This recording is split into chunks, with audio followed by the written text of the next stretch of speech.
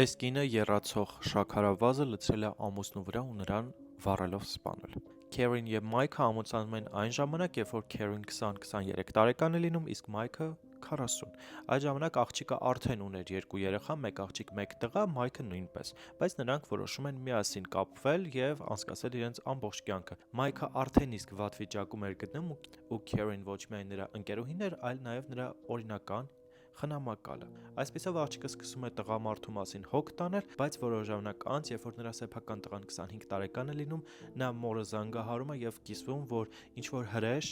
նրան փչացրել է, ինչ-որ հրեշ նրան ստիպել է տարբեր վատ բաներ անել եւ նա ինքնասպան է լինում։ Դրանից հետո անցնում է որոշ ժամանակ, նրա աղջիկը նույնպես բողոքում է, որ ինչ-որ հրեշ նրան ստիպել է, որպեսզի իր հետ սեռական հարաբերություններ ունենա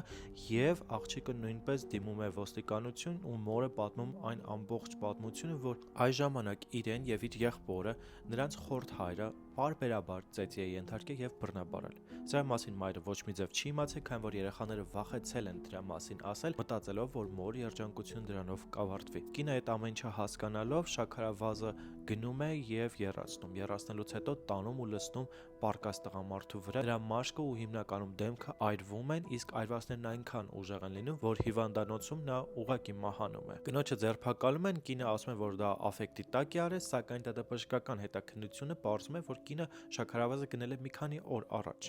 ինչը նշանակում է, որ կինը դա միտված է արել։ Կնոջը դատապարտում են եւ ցմահ ազատազրկում։ Ինչ եք կարծում դուք, մեկնաբանություններում կիսվեք, արդյոք կինը դա արել է միտված, թե աֆեկտի տակ գտնվելով։